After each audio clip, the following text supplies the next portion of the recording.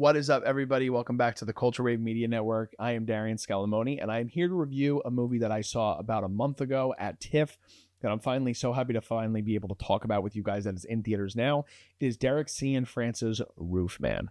This movie is based on a true story, and when I first heard about it, I was so intrigued by this being the project that Cianfrance was going to choose to do next. Having previously seen his films Blue Valentine and The Place Beyond the Pines.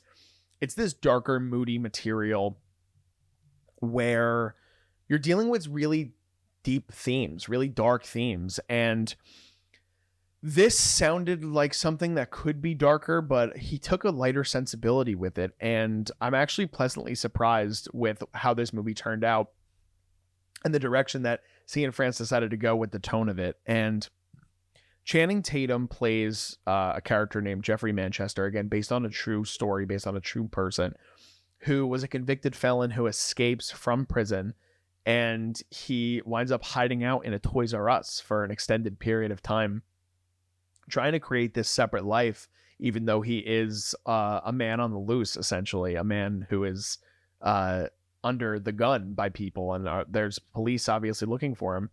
But he starts to create this other life for himself, living within the Toys R Us, and eventually finding love along the way, which is, I'm excited to dive into that with you guys. But I was excited for this movie at TIFF. I couldn't get a ticket initially. I'm really happy I was able to wind up getting a ticket. And it was the furthest I had sat for a screening. I was in this unbelievable theater, the Roy Thompson Hall. For anybody that might be our Canadian fans, you might know what I'm talking about, but it's this unbelievable theater that I was all the way up. I was in like kind of the orchestra section for this movie. I saw it around 10 a.m. And Cianfrance, the director and co-writer of this movie, came out and gave an intro to this movie and said it meant so much to him. You have to understand why it means so much to him. This is his first feature film in 9 years. In between his last feature and this, he had done a mini series on HBO called I Know This Much Is True, with Mark Ruffalo playing twins. I haven't had a chance to see that as of this recording, but I'm really looking forward to checking it out soon because I've heard such great things, and it led to an Emmy Award for Mark Ruffalo. But the thing that I love about this movie is that it does go in an unexpected route if you're kind of looking at Cianfrance's previous work.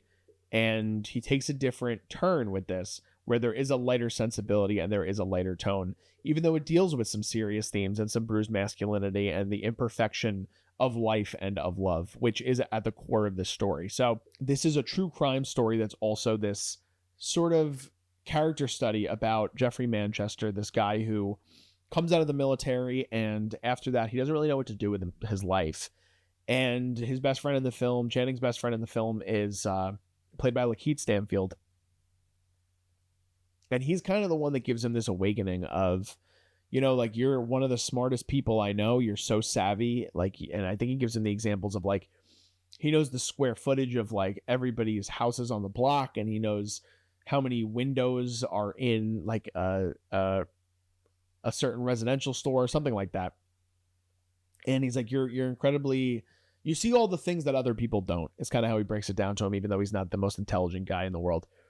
And it leads to him kind of thinking to himself, let me lead this life of crime, where he is robbing McDonald's in the mornings or the evenings after they close or before they open.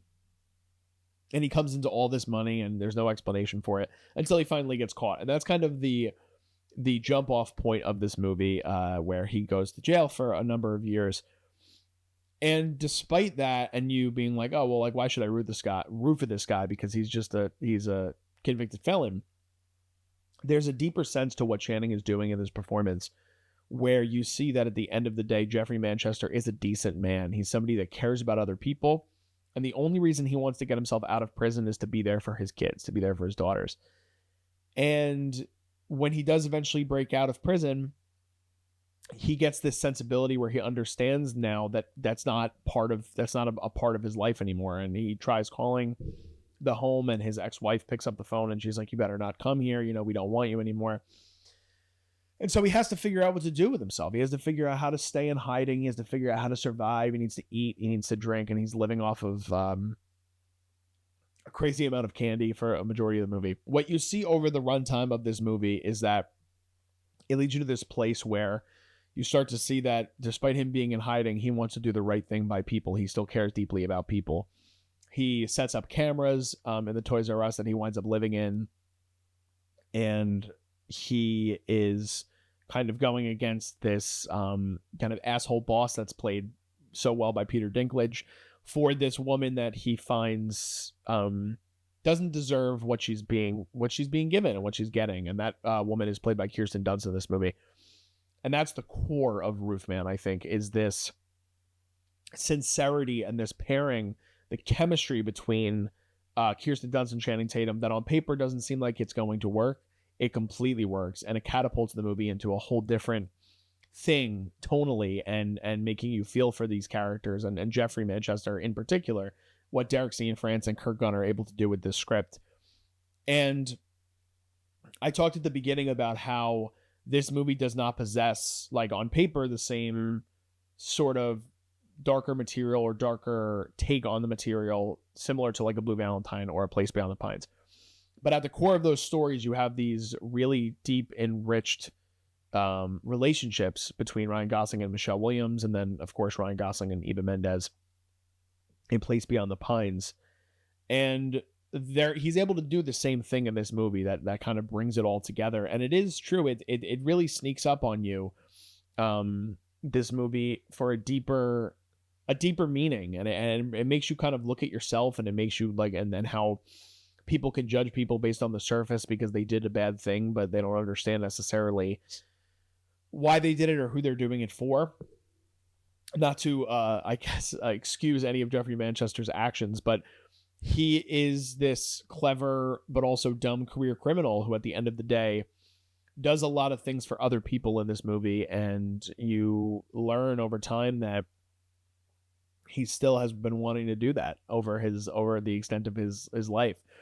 It's a movie that takes place in the 90s and the 2000s, which is near and dear to my heart because I was born in 1995. So it's a time that I remember fondly. It's a time that I enjoy, and it takes place in a Toys R Us, which growing up was one of my favorite places to go. I used to be a huge toy lover. If you guys can't see by the studio, we obviously still love toys and things here. I have my Mandalorian helmet, but just that locale as well for the setting of a lot of this movie lends itself to some great production design and going back to the element of what the 90s was and the 2000s. But the cool thing about what they do in this script is that they don't justify Jeff's criminality at all in this. They're really relying on the viewer to make their own opinion of it, but also laying out the reasons why he's been driven to do things out of desperation, out of love for other people, out of the meaning of purpose for himself. And so I really, really love this movie. I came out being very pleased with it. It does have when you get to the conclusion and you see that he's got to end up back in jail, it is an emotional ride. You're rooting for somebody like him. It has a similar tone to me as like Catch Me If You Can, just not as frenetic.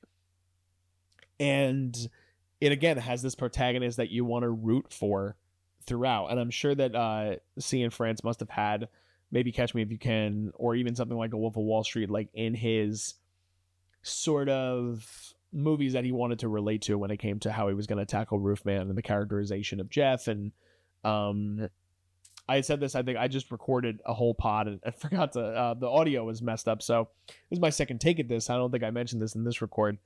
The thing for me is that I don't know if anybody else would be able to have the tenderness while still tackling the physicality and making the audience feel for somebody the same way that Channing does in this. I think it's one of Channing Tatum's best performances, if not his best performance ever, because it's not a character that everybody would be able to fall in love with, and it's not a performance that anybody could just do. And I think that Channing's sensibility in comedy, where he's done things like the Jump Street movies and bit parts and other things, obviously, plus he has the sort of seriousness that he can get to with something like Foxcatcher, which I think is like such an underrated performance by him. He was unfortunately like robbed of awards consideration, I think, because he's kind of balancing screen time between Mark Ruffalo and Steve Carell for good reason in a great movie in Foxcatcher.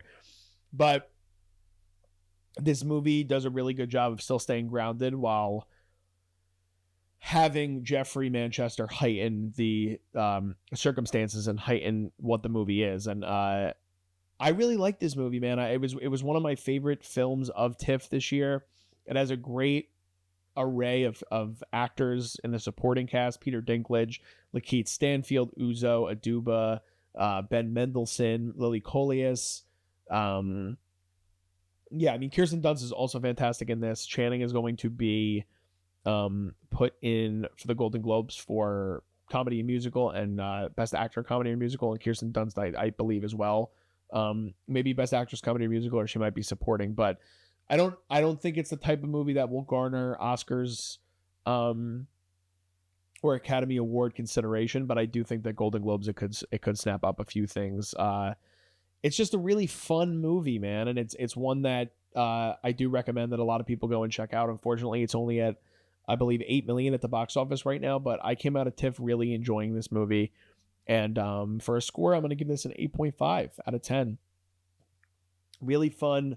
One that I'm looking forward to revisiting in the theater again before it's out of theaters, as well as getting it on physical media, because I did really, really, really enjoy this movie. So if you guys saw Roofman, please let me know, what are your guys' thoughts on the film? Did you guys love it as much as I did? Did it fall under your expectations? Were you guys hoping for something more? Let me know in the comments. I'd love to have a conversation with you guys. Give this video a like if you guys can, and subscribe to us here at the Culture Rave Media Network. We're getting ready to cover the Montclair Film Festival, starting as of this recording and the upcoming week.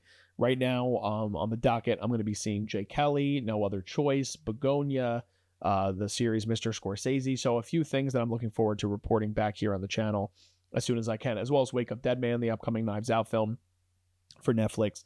I got some other reviews upcoming for you guys. All of our Peacemaker coverage is already on the channel if you guys haven't checked that out. One battle after another. We have an interview with Task's Andrew Russell, who's a good friend of the podcast, and he's great in the series. Make sure you guys check that out and catch up to Task before the finale, where he's going to be playing a big part in the finale, it seems, by the preview. So all that stuff is there. It's in the description. It's on the channel. All our social media stuff is below me in the video. It's also on our YouTube channel as well. So just signing off, I've been Darian Scalamoni, and thank you guys for watching. This is The Culture.